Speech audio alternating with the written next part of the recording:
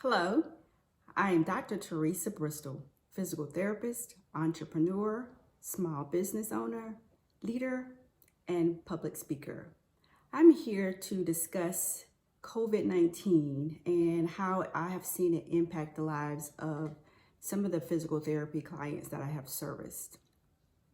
And this will be a sequel in dealing with how to manage life around the COVID-19 pandemic and how it has impacted our lives as we go forward.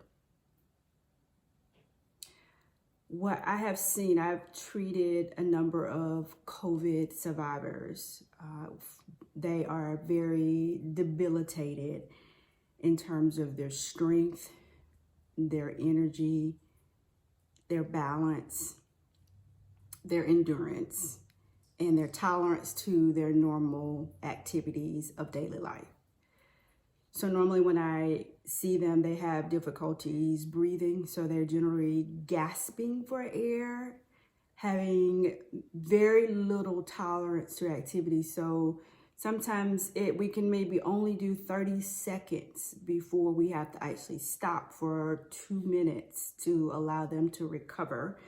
Due to that impaired oxygen flow, the lungs have been deconditioned from being immobilized for usually weeks, sometimes longer for some patients who've been on ventilators in the hospital for several months.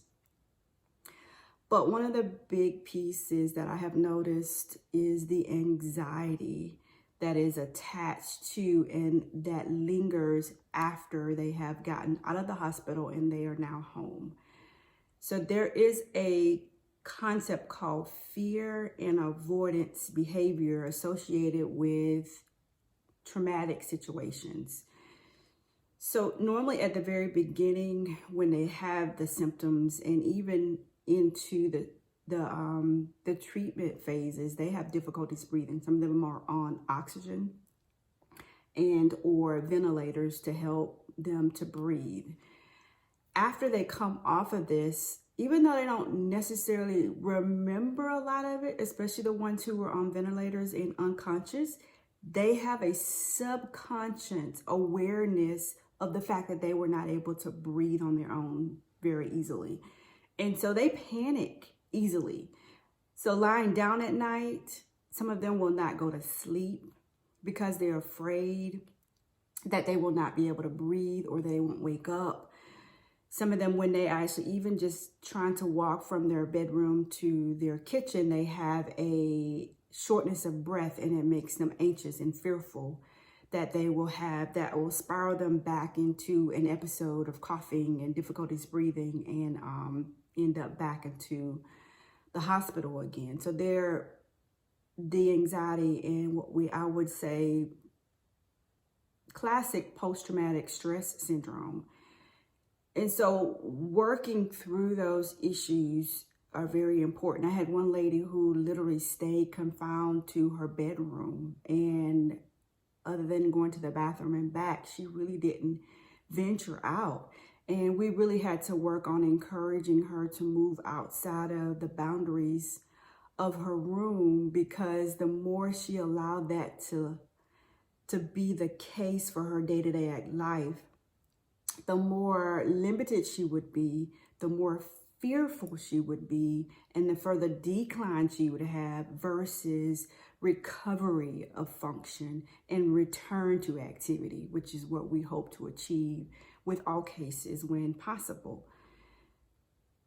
So COVID-19 is real. For those who have not directly experienced it or been adjacent to someone or know of someone who has experiences, the impacts are not just short-term, meaning it's during the episode.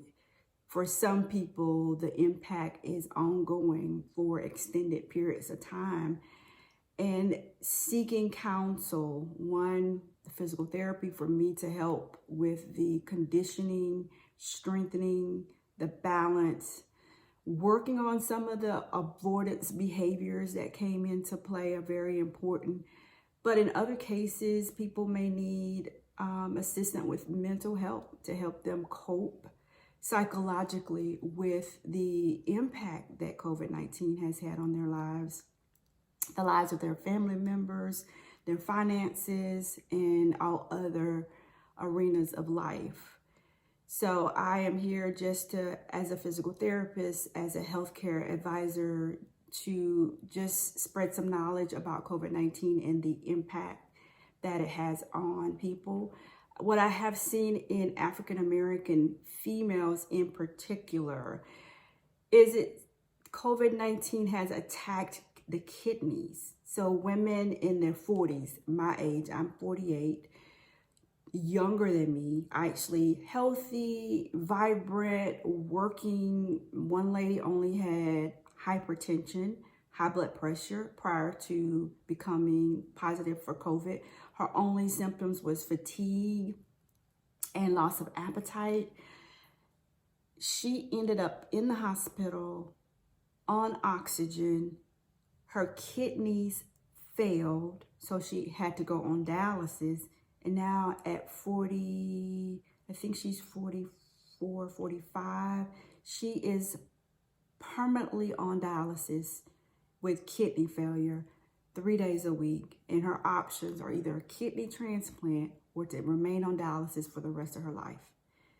It seems to be impacting us all differently, but especially women and women of color. From the experience and exposure that I've had, it does seem to have that lingering impact as it relates to the kidneys in particular. I'm not sure if there is a correlation to the hypertension and whether it's long-standing and some previous possible underlying issues with the kidneys correlating with the high blood pressure that may have not been known by patients or even researchers at this stage. But I also want to encourage us, as we're in the midst of trying to find a vaccine and a way to help us be safer in returning to activities, to still be mindful of the risk associated with it. Yeah, you might be that lucky person that only gets a little cold and a few gastrointestinal symptoms and you recover in a few days. But you might be that person who has kidney failure and lasting impact on your life in terms of fear and avoidance behaviors for the rest of your life.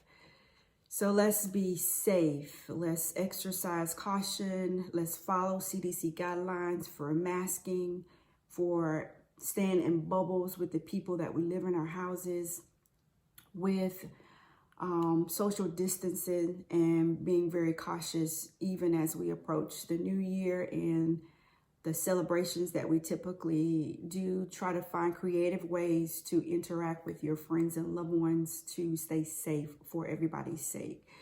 So just a little bit of information about COVID-19, the effects that it can have in particular with post-traumatic stress disorder, fear and avoidance, and long-term impact potentially for kidney failure in women, especially African-American women. So if you have questions or you have concerns, you wanted to discuss this more in detail, you can DM me. You can follow me at ptworks_14 or Dr. Teresa Bristol. You can also subscribe to my YouTube channel by searching Dr. Teresa Bristol or PT Works LLC. Thank you.